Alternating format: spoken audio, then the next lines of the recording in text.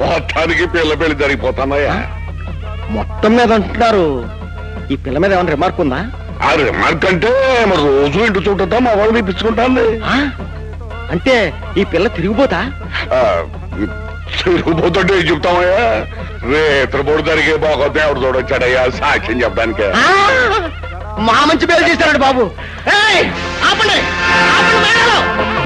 ఒరే తమ్ముడు, ఆ పెళ్లి పెట్ట నుంచి లేచి వచ్చారా? ఈ పిల్ల గుణం మంచిగా లేచురా. నా బిడ్డ బంగారు నిప్పు లాంటిది. దాని మీద లేనిపోని నిందలు వేసి దాని బ్రతికి అన్యాయం చేయకండి. నిజమేనమ్మా, ఈ ఊర్లో ఈ పిల్ల ఇంటి ఎదురుగా ఉంటే ఈ పెద్ద మనిషే నీ కూతురు మంచిది కాదని సాక్ష్యం చెప్తున్నాడే. రాజు, జ్యోతి జ్యోతి మన కూతురా? అవునండి.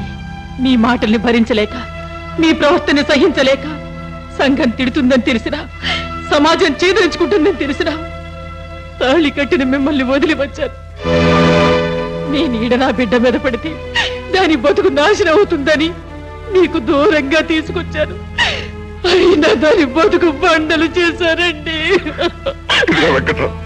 నేనేదో తెలియక నోటు దురుస్తూ వాగాను. ఆ పిల్ల లాంటిది కాదు, బంగారం. నా మాట నమ్మ వెంకటం. సర్లేవయ్యా, ఈ కూతురం తెలంగాణ ప్లేట్ ఫిరాయించేస్తున్నావా? బాబు బాబు, చిన్నవాడి అయినా నీకు దండం పెడుతున్నాను. నా కూతురని చెప్పడం లేదు. దాని బతుకు నాశనం చేయొద్దు. నీ నోటితో నువ్వే చెప్పి ఇప్పుడు కాదంటావేంటయ్యా? తమ్ముడు బాబు బాబు, ఈ గడ్డ మీద రక్త మాంసాలున్న ఏ తండ్రి చేయకూడదు తప్పు చేశారు బాబు. నా బిడ్డ లాంటిది కాదు బాబు. ఈ పిచ్చి తండ్రి చేసిన తప్పును క్షమించి నా కూతురు బెళ్ళలో 3 బళ్ళు వేయి బాబు. క్షమించండి, నేను ఈ పెళ్లి చేసుకోవడానికి సిద్ధంగా లేదు. బాబు, నాన్న, నువ్వు నా పెళ్లి చూడలనే తాపత్రయంతో ఈ ఊరొచ్చి నీ ఎదురుగానే ఉంటూ నీలో మంచిని పెంచాలని ప్రయత్నిస్తూ నేను కష్టపడి పీటల మీద వరకు తెచ్చుకున్న పెళ్లిని బాగా జరిపించావు నాన్న. ఇదంతా నా నోటి దురుస్తానం వల్లే జరిగిందమ్మా. అగ్ని సాక్షిగా జరగవలసిన నీ పెళ్లి ఈ నాలుగు మూలంగా చెడగొట్టినందుకు ప్రాయశ్చిత్తంగా ఈ నాలుగు మీదే వాత పెట్టుకుంటానమ్మా, వాత పెట్టుకుంటాను.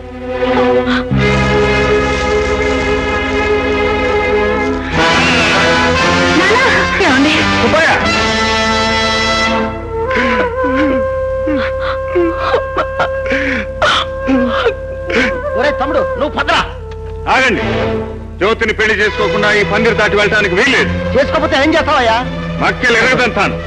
పెళ్లి కొడుక వెళ్ళి పెళ్లి మీద కూర్చో. కూర్చోరు తమ్ముడు. పదమ్మా జ్యోతి.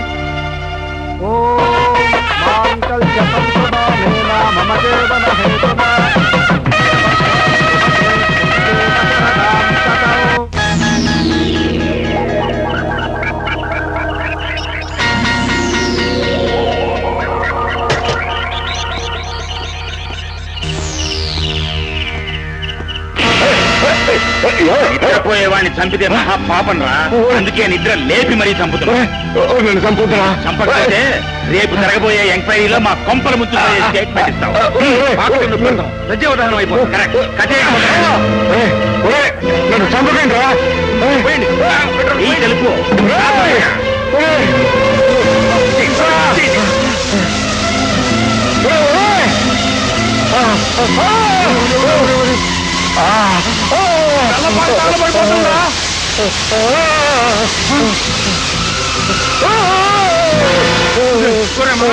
ఆ కొండయ్య పాపలు ఇరుక్కుపోయాడు. తగలబడి సస్తాడేమోరా.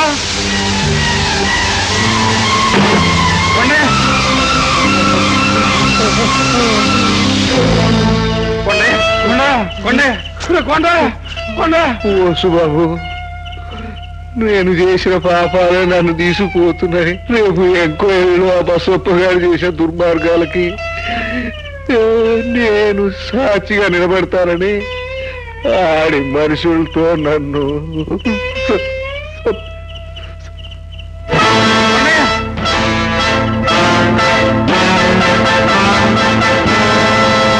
కొండయ్య గారి ఆత్మశాంతి కోసం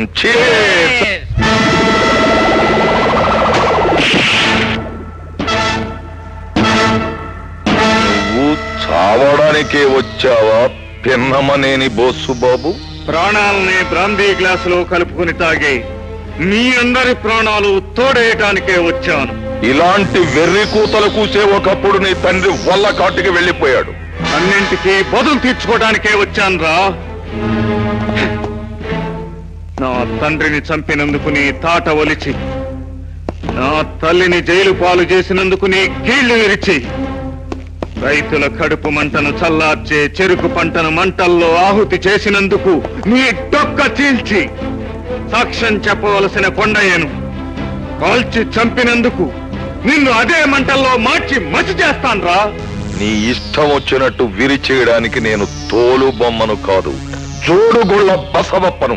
నేను తలుచుకుంటే నిన్ను ఇప్పుడే ఇక్కడే సజీవ సమాధి చేస్తాను. నిన్ను సకుటుంబంగా సమాధి చేస్తాను. తాగు, ఒక్కడుగు ముందుకు వేశావా అంతమైపోతావు.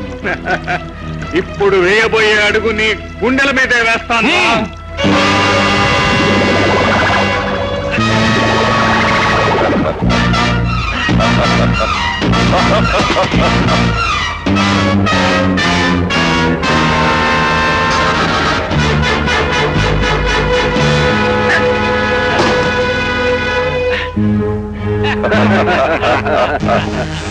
చిరుత పులిలా చిందులు వేసిన చిట్టెలుక ఇప్పుడేమైంది? బంగారు డాడీ, శోష వచ్చేలా హింసించి మూర్ఛపోయేలా చేసి మూటగట్టి నా గెస్ట్ హౌస్ కి తీసుకురా, ఆడుకుంటాను. ఎరా, ఆడపిల్ల మీద కన్ను వేశానని నన్ను మురిక్కాలలో పడేస్తావా? తొందరపడి చేయి చేసుకున్నందుకు నీ బాబుకు బదులు నువ్వు తినాల్సి వస్తుంది. ఆ తన్నులు వీడి పొగరు దిగే వరకు కొట్టండి తిన బాబు.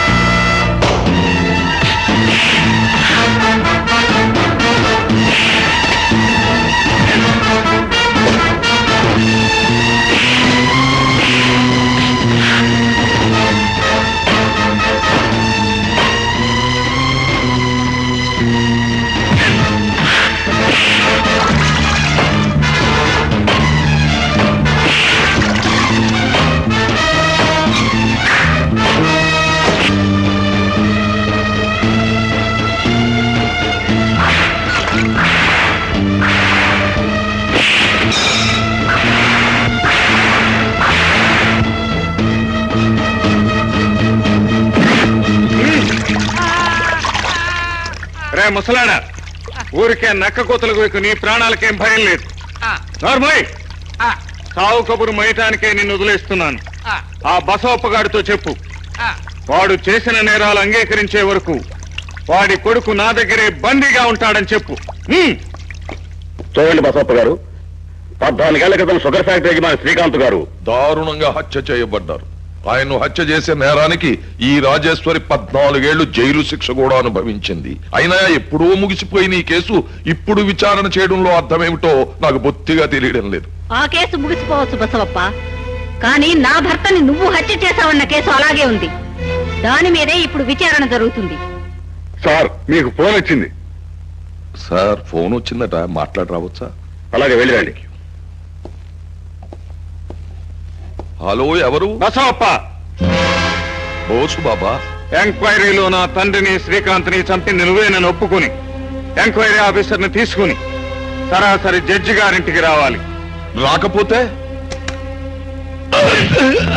డాడీ, డాడీ, నన్ను రక్షించు డాడీ, నన్ను కాపాడాడీ. నా కొడుకుని ఏం చేస్తున్నావు? డాడీ, డాడీ, డాడీ, ఇదిగో వాడిని ఏం చెయ్యొద్దు. బోసు బాబు, ఇప్పుడే నేను జడ్జి గారింటి బయలుదేరి వచ్చేస్తున్నాను.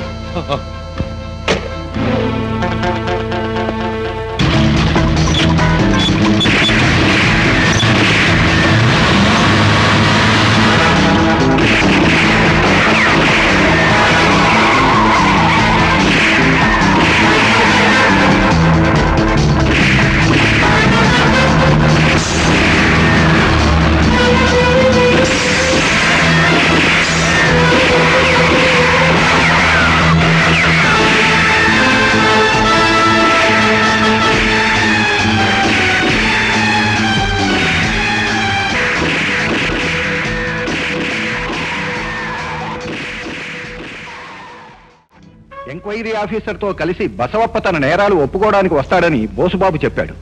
నాకు నమ్మకం లేదు సార్.